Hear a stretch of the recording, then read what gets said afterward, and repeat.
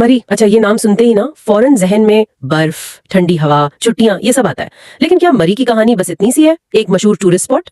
आज हमारे पास कुछ दिलचस्प चीजें हैं, कुछ विकिपीडिया आर्टिकल्स, पुराने अखबार, तारीखी रिपोर्ट्स भी हैं, तो उनसे देखते हैं मरी के वो पहलू जो अक्सर आप कह लें नजर नहीं आते। बिल्कुल। और ये जराए हमें बताते हैं कि भाई ये जगह मिली कैसे, अंग्रेज दौर में क्या अहम था, फिर वो जो 1857 की जंग हुई उसके असरात यहाँ क्या थे, और आजादी के बाद से लेकर आज तक क्या क्या मसले मसाइल रहे हैं।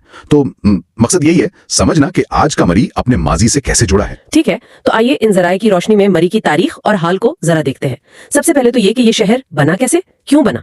देखें, जो रिकॉर्ड मिलता है वो ये कि 1847 में एक थे मेजर जेम्स एबट, उन्होंने ये इलाका देखा। फिर 1851 से आप समझे 1853 के दौरान सर हेनरी लॉरेंस ने बाकायदा तौर पर इसकी बुनियाद डाली, असल में बरतानवी फौजियों के लिए एक सेनेटोरियम के तौर पर, मतलब सेहत अफजा मकाम। अच्छा, सेनेटोरियम यानी फौजियों की सेहत के लिए? जी, गर्मी से बचने के लिए एक पुरसुकून जगह चाहिए थी उन्हें पहाड़ों में। और ये पंजाब का गरमाई दारुल हुकूमत भी रहा है ना? जी हाँ, बिल्कुल।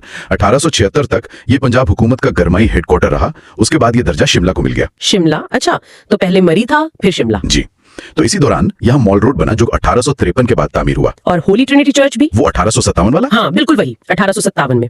ये अहम जगह बनी। एक और बात, शुरू में मॉल रोड पर गैर यूरोपीय लोगों का दाखिला महदूद था। महदूद था? अच्छा, यानी समाजी तौर पर भी एक तफरीक थी।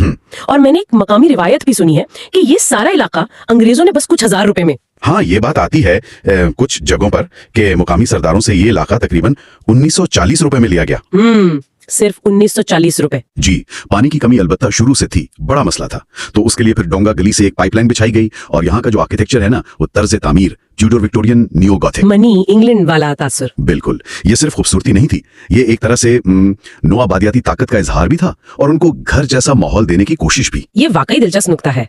अच्छा, तो ये सब चल रहा था, फिर आया 1857 का हंगामा, उसकी आग मरी तक भी पहुंची? जी बिल्कुल पहुंची। जराए बताते हैं कि यहाँ के मकामी कबीले थे, खासतौर पर करालाल और ढूंढ अब्बासी।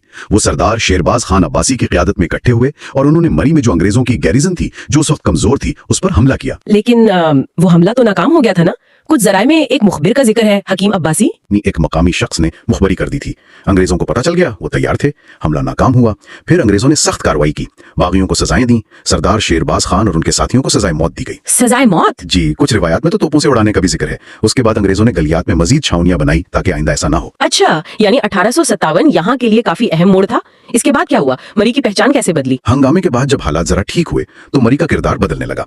अब ये सिर्फ अंग्रेजों की जगह नहीं रही, बल्कि पूरे हिंदुस्तान से महाराजे, नवाब, बड़े ताजिर, खास तौर पर पारसी ताजिर जैसे सेसिल होटल वाले जमशीद की कोबाद, वो यहाँ आने लगे। लॉकवुड होटल, मेट्रोपॉल, ये सब बने।